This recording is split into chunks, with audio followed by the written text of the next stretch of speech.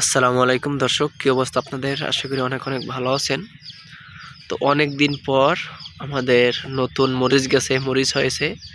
তো মাশাআল্লাহ, আলহামদুলিল্লাহ, অনেক ভালো মরিচ হয়েছে আমাদের গাছে। এই যে দেখেন, আল্লাহর দেওয়া নেয়ামত অনেক সুন্দর। আল্লাহ তাআলার শুকরিয়া, আলহামদুলিল্লাহ।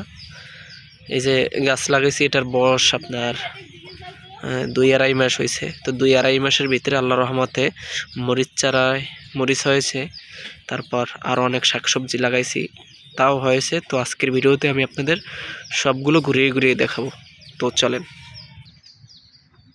তো আপনারা চাইলে এইভাবে করতে পারেন, বাড়ির উঠোনে চাইলে আপনারা আমাদের মতো করতে পারেন। এই যে আমরা টমেটো চারা লাগাইছি, এই যে টমেটোতে ফল ধরেছে দেখেন, মাশাআল্লাহ, আলহামদুলিল্লাহ, অনেক সুন্দর ফল ধরেছে টমেটোতে।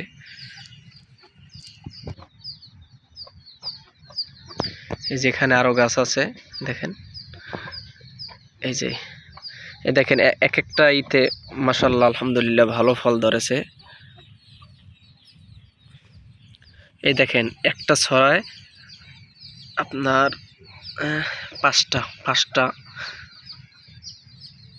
পাঁচটা টমেটো হয়েছে। তো এই যে দেখেন, এই যে অনেকটাই মাশাআল্লাহ, আলহামদুলিল্লাহ। এই যে এইটাই মনে হয় 6-7টা হয়েছে।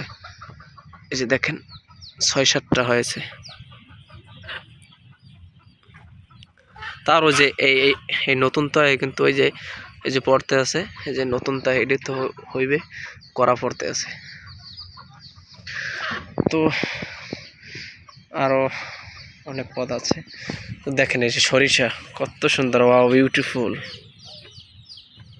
মানে বাড়ির উঠোনে যে এরকমের চাষ করলে যে এরকমের ফসল হয়, মানে এত সুন্দর সুন্দর, যা বলার বাহিরে। তো দর্শক, আমি আপনাদের সকলকে একটা রিকোয়েস্ট করবো, আপনাদের যদি বাড়িতে জায়গা জমি থাকে তাহলে আমাদের মতো এরকমের 6-7টা একটা প্রজেক্ট করবেন। তাহলে দেখা গেছে অনেক ভালো হবে বা ভালো ফসল খেতে পারবেন।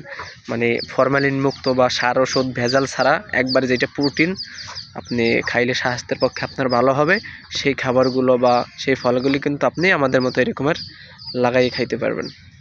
তো এখানে চলেন এখন কুমড়া চারা দেখাই, যে কোমর চারা লাগাইছি তাতে কি ফল ধরছে না ধরছে, চলেন দেখে আসি। এই যে এটি হলো কুমড় চারা।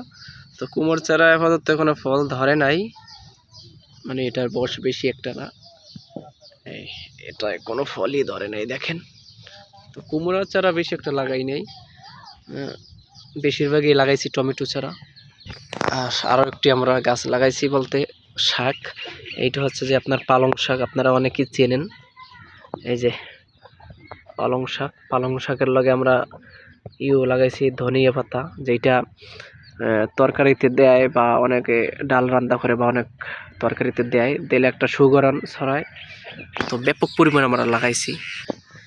এই যে দেখেন, এই যে ব্যাপক পরিমাণ আমরা কিন্তু লাগাইছি।